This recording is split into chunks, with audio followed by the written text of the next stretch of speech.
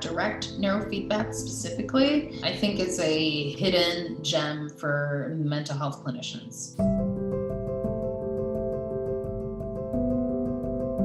My name is Vielka. I'm a registered psychotherapist, and I own and operate the Insight Clinic. It is a neurofeedback and psychotherapy practice in Whitby, Ontario. And we've been using live stream direct neurofeedback for about a year and a half now. Okay, and what do you find the effect on your patients in your practice? Well, it's very attractive for clients that come looking for a solution that is a bit of different than what they've tried before. I find it quite effective for people that have sleep issues, more explosive emotional outbursts such as anger or states where people get kind of stuck. I find it quite helpful for panic disorder and suicidal ideation. So I work with a lot of folks that present trauma, psychological or traumatic brain injury. And direct neurofeedback is actually one of the most essential tools for them because it manages to stabilize their mood and their sleep so that we can do better psychotherapy work in the more traditional sense. And for some folks that come with more milder issues, direct neurofeedback can be a standalone treatment. So it actually ends up saving people money and time. What percentage of your practice is the direct neurofeedback? So I would say about 70% of my clientele uses direct neurofeedback in their treatment. Can you say anything about your job satisfaction, so to speak? What it was like? Has it contributed to your quality of life? I would say so.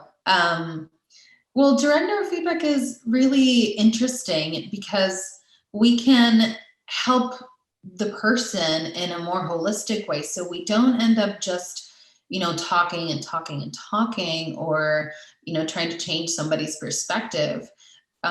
It actually makes psychotherapy a little bit easier on the clinician and also more interesting because you can see once the person is relaxed and once the person is more calm, how their demeanor changes, and it kind of opens up my own point of view of what the client might be going through, because once they're relaxed, their mindset is more flexible and they change much more easily and they're more receptive to the kind of therapy that talk therapy does.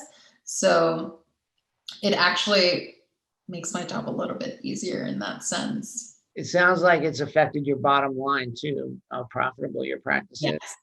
Most definitely. Just a few months ago, I decided to grow into a group practice. So now there are more clinicians in my clinic that can provide direct neurofeedback. There are 3 clinicians that are able to provide the service aside from myself. So it's starting to get better known in the community. Yes, it is. Especially you get these kinds of clients that are more, what do they call them? Evangelizing clients. They believe in it so much, they just keep talking about it, keep talking about it, keep talking about it to their friends. And it just starts to spread around really, really fast. I haven't had to do a lot of advertising to get myself busy. I have a wait list because it's just like there are not enough hours in the day to work with people. So that's why I made the decision to work with other clinicians as well. If another therapist came to you and asked you, would you suggest that they take it into their practice? What would you tell them? Yeah, of course I would. I think it's a hidden gem for mental health clinicians, very much so, because just by being able to cue that relaxation response with just a tiny stimulation and have people just, shave off degrees and degrees and degrees of stress and physical tension, that takes therapy to a whole different level. Well, thank you very much. I really appreciate that you took the time out to speak with us today. Of course.